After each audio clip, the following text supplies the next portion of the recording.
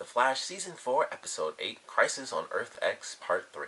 Of course, this is the penultimate episode of the 4-part crossover event. The final part I'm definitely going into excited, but also scared and sad. I don't know how to feel about the ending there. But this was a fun episode. I had to watch this one in parts, which is why this review actually came out so late. I saw like the first half, and then I had to leave because I did like a podcast today. Super shameless plug. That'll be at the end of this review. This is end screen. But, I was watching it in halves, and I watched the first half, and I was like, okay, this is pretty cool. We get to see Felicity and Iris going through the facility. They put a call out to the Legends, which I figured is what was going to happen. I thought the Legends would actually show up in this episode, and then it would go into, Legends of Tomorrow. But they still don't show up. They're saved until the very end, which I thought was interesting.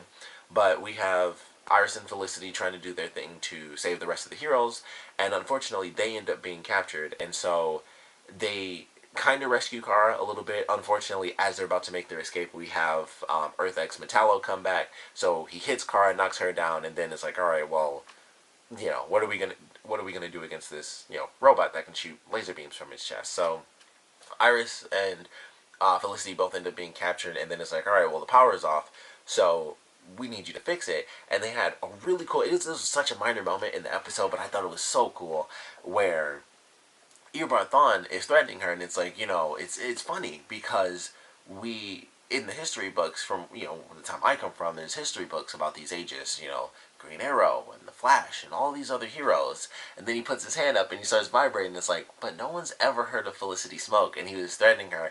For some reason, that felt really cool. It was just such a cool little moment. It's like, it's interesting that no one knows who you are. Maybe that's because of me, like he was about to do it. So I love that scene. I never ever recognize this, but the glowing eye thing, I guess I always assumed that was from the suit. I've never thought about the fact that I don't know what it is now. I mean, he vibrates his eyes so fast they start glowing. Like, it's the friction between, I don't know what that is. Like, I never thought of that once before until this scene where his eyes were legitimately glowing, and I was like, I have never once considered that. And I guess it's supposed to be the lightning, but when it's him outside of the costume and his eyes just start glowing, like, it wasn't like you could see lightning going through him or anything like that. It just looked like his eyes were glowing. So it almost looked weird to have his eyes start to glow like that. I was like, huh. When they show it this way, it just seems odd. Like, it just seems like his eyes just started to glow. Like, there seems to be no actual reasoning behind it. But I guess it's supposed to be like the lightning charging up inside of his body, and that's why his eyes glow that way. But it was really odd seeing it like that, because I was like, I have never once actually thought about the fact that that's his body. It's not the suit or anything. It's just him, and his eyes are literally glowing right now. Like, it never occurred to me. I don't know why. But seeing him, it's just him talking and stuff, and then poof, his eyes start glowing. I was like, oh, that's super weird to me because I've never paid that any mind before. But I love that sequence. Of course, Kara being Supergirl, she says, just give him the code. Nobody's going to die because of me. And her plan is to sacrifice herself. So, they kind of, in that moment where everybody's basically still captured, everybody's still imprisoned, and really no good comes from that storyline as far as, like, the hero succeeding. It was like, that minor glimpse of hope. And then Metallo came in and blasted Kara down the hall and captured Iris and Felicity. So they're still trapped. Wally doesn't end up making another appearance. Like, that was kind of one of my predictions, is that maybe he would end up coming back to kind of help out, considering it was the actual Flash episode.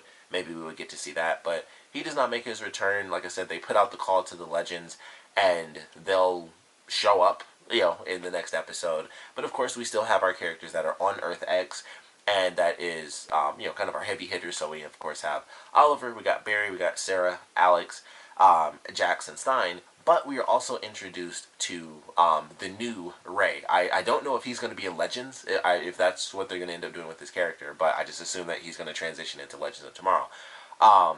But we end up meeting the new version of Ray. Well, not the new version of Ray, just a new guy who happens to be named Ray as well. And we get to see Snart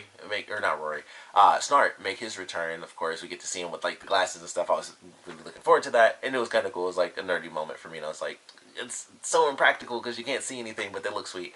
But it was pretty awesome to see that version of him, and he's still kind of like the funny character, but he's not evil. He's definitely, like, always been a good guy. So that I thought was interesting. He's not the guy who throws away the plan and talk about how he has planned down to the details to make sure that nothing whatsoever goes wrong. We also get to see General Win or General Shot. That was super cool. He was basically dressed. I don't know why, but him being in the green with the gloves, I was like, all I keep thinking of is Terminator. They're making me think of like Kyle Reese for some reason.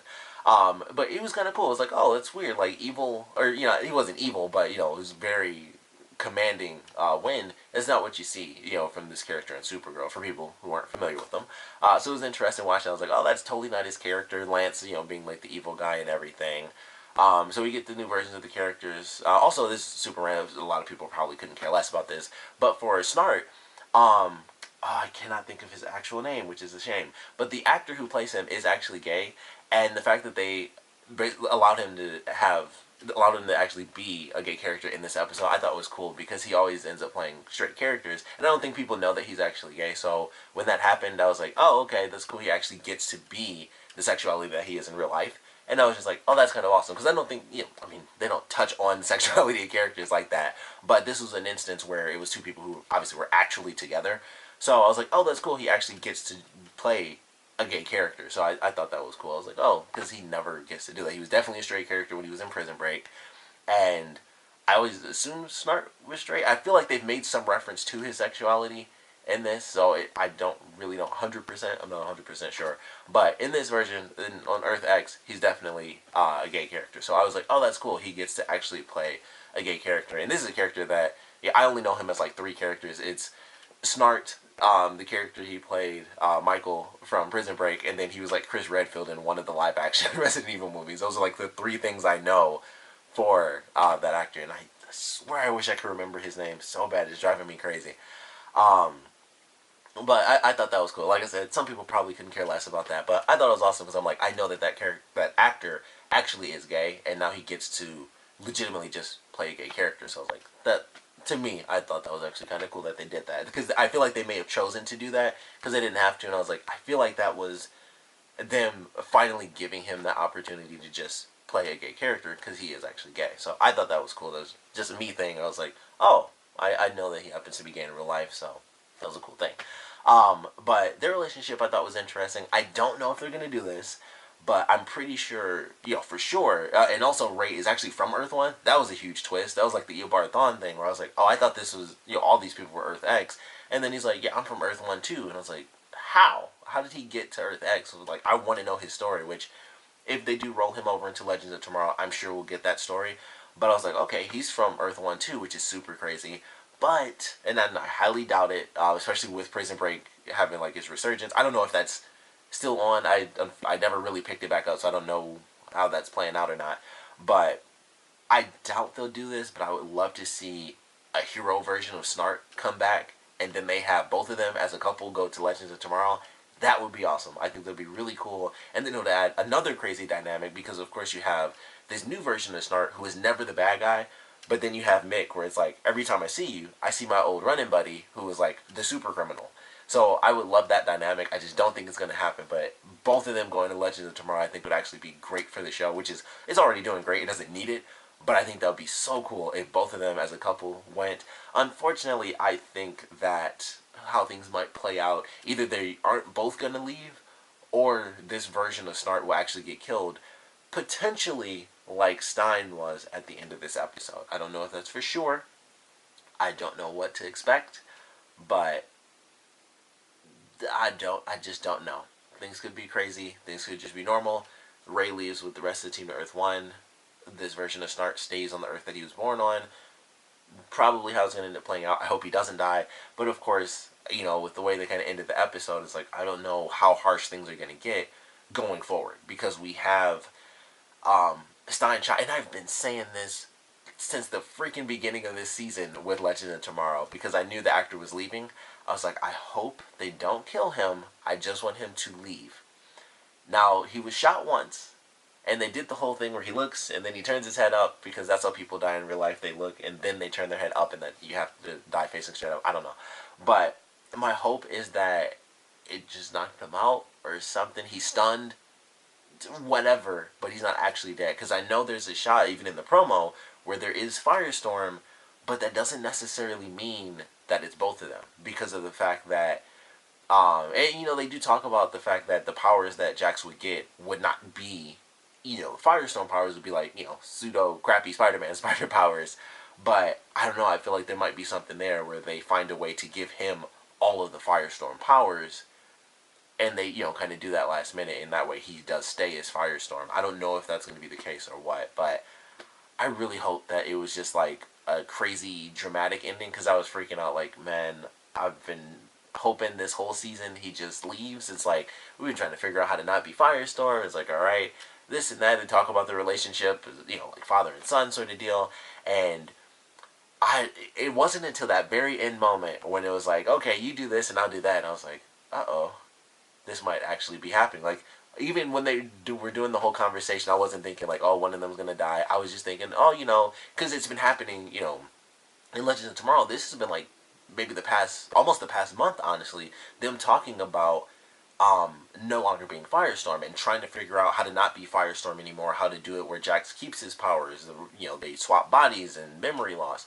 So they've been going through this for a couple of episodes, so it wasn't anything different where it was like, this is the first time they talked about it. It's like, you're like a son and I would hate to lose you, and you're like a dad, I'd hate to lose you. It wasn't like this is the first time it came up and it seemed super suspicious, like, I think they're going to die. One of them might die for sure. It was just kind of natural progression where it was reaching the end, and it was like, this is why I feel this way about it. And I was like, like I said, it wasn't just like, here's some dramatic tension out of nowhere. It was like, this is what they've been leading up to, and it just was like, yeah, that's just a natural story. He felt like he was losing a part of his family when Stein was leaving the team. And I was like, yep, I totally get that, and it's just going through, and it's even building up through the crossover itself. So, it was nothing new. It didn't seem ominous until that moment where it was like, all right, you go here, I'll go here, and we split up. And I was just like, crap, this could actually happen. And of course, Jax is getting shot at and stuff, and Stein is running to that sign, and he just gets hit in the back. And I was just like, man, I hope this isn't real. And it's just like, it looks far worse, the dramatic tension. And they knew, and it's really funny, because they knew they were airing it one after the other, and yet they still ended that way, and it was just like, holy crap. And especially with me doing the review, I'm just talking about it now, and just like, oh, I can't wait to watch this final part, because I want him to be alive. Like, it's driving me nuts. Thinking if he's actually dead or alive. It's crazy. But definitely an awesome episode. At the end we get to see everybody in their costumes and stuff. Oliver was kind of, Nazi'd up a little bit when he had to sneak in as his evil counterpart, and then of course the evil version of Lance knew that he was, knew some stuff was a little weird. We also find out that they have an alternate, even the Wave Rider has an evil doppelganger, which I thought was kind of funny, but they're going to use, or attempt to use, this evil Wave Rider to jump back in time on Earth 1 so that they can make basically another Earth X. And I was like, well, that's pretty cool. So I thought that was an interesting idea, and we'll, ultimately see how that ends up playing out with whoever may or may not be on the ship, because it went invisible and everything, so I assume that someone is on the ship, although it could be autopiloted just like the actual Wave Rider. So we'll see about that. Maybe we'll get an evil version of Rip on the Wave Rider. I think that would actually be kind of cool, because they've got like everybody in here so far, and there's still one character that has not shown up again. I mentioned the young woman from the wedding. I don't know if she'll show up in the Legend of Tomorrow thing, or if that was legitimately just a hint for the future of Flash. But yeah, she still hasn't shown up. So if she doesn't show up in part 4, then that's like just a future storyline. They just happen to introduce her in the crossover. So that'll be interesting to see. But either way, going into the finale, going into part 4, see the rest of the legends pop up, see what the heck they've been up to, because they just didn't show up for the wedding either. So it was like, what the heck? Ray was definitely there. I don't know.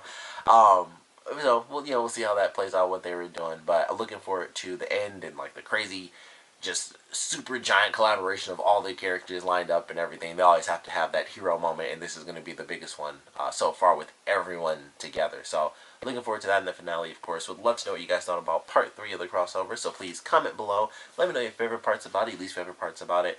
And I definitely want to know where you guys think things are headed for the finale. Of course, you guys have probably already seen it, but I would love to know your theories as far as when you ended part 3 going into part 4, like what were your theories on who would live, who would die.